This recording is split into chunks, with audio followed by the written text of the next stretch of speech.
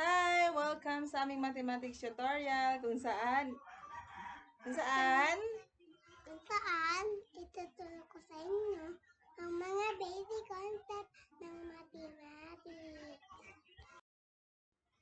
yes, for today's session, tuloy pa rin tayo sa ating rectangular coordinate system.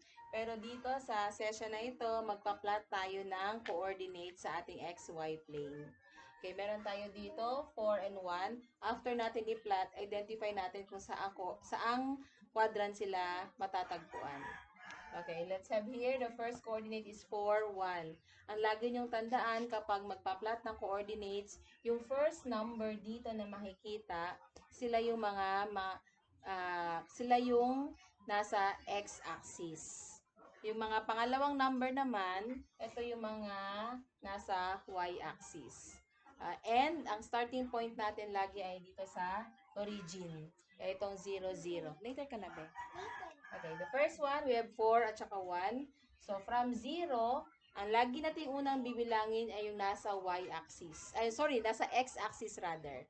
Okay, x tayo, 4. So, from 0, dahil positive ang 4 natin, papunta tayo sa kanan.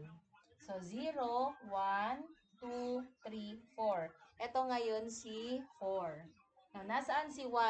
Ang 1 ay ito ay sa y-coordinate. Ito yung sa y-axis. So, mula dito kay 4, magbibilang tayo ng 1 pataas kasi positive. So, dito kay 4, 1. Ito ang kanyang katapat na 1. So, ang kanyang point ay, andito siya. Ito si 4, 1. 4 ang kanyang x. Ang kanyang 1 naman is yung sa y. So, 4, 1. Ito si x-axis. Ito si y-axis.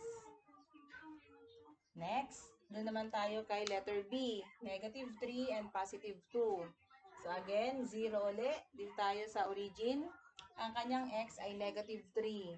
So ibig sabihin, papunta tayo sa left ang bilang. 3 units o tatlong hakbang papunta sa kaliwa. Dito sa x-axis. So 1, 2, 3. Andito ang negative 3. Next, si positive 2, ito naman para kay y-axis, dahil siya ay si y-coordinate. Since positive, going up ang bilang. So, mula dito kay negative 3, bilang tayo ng dalawang hakbang pataas. 1, 2. Dapat nakatapat doon kay 2.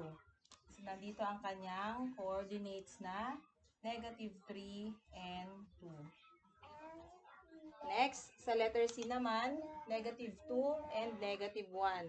Again, sa origin uli ang bilang.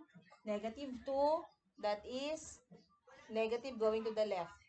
1, 2. Ito si negative 2. And then, ang y niya, negative 1.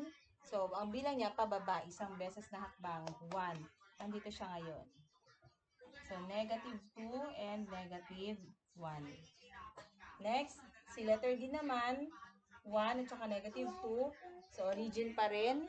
Ang x niya is positive. So, going to the right, isang hakbang. 1. Negative 2, bilang pababa. 1, 2. Andito ngayon si positive 1 and negative 2. Next, 0, 1. Okay, ang x ay 0. So, pag sabing 0, no movement. Walang galaw. So, dito ka lang sa origin.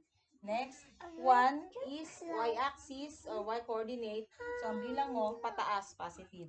Andito ngayon siya from 0. Andito ngayon si coordinate na 0 and 1. Next, negative 1.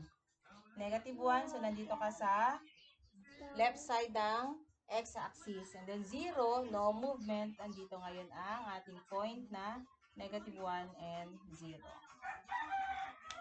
So, identify natin ang kanilang quadrant. Si A, positive 4, positive 1. So, nandito siya sa quadrant 1. Next, si negative 3 and 2, nasa quadrant 2. Liza, later mo na din. And then si C, nandito siya, negative 2, negative 1, sa nasa quadrant 3. And then si letter D, 1 and negative 2, 1, negative 2, dito sa quadrant 4. And then ang 0, 1, nandito siya, wala siya sa quadrant, kundi nasa y-axis. Ibig sabihin, kapag ang x mo ay nag-0, ang kanyang coordinate ay matatagpuan sa y-axis. Kapag ang y mo naman nag-0, ang coordinates ay matatagpuan sa x-axis, kagaya ng nandito sa letter F. Kapag 0 ang y, matatagpuan sa x-axis. Kapag nag-0 si x, matatagpuan ang coordinate sa y-axis.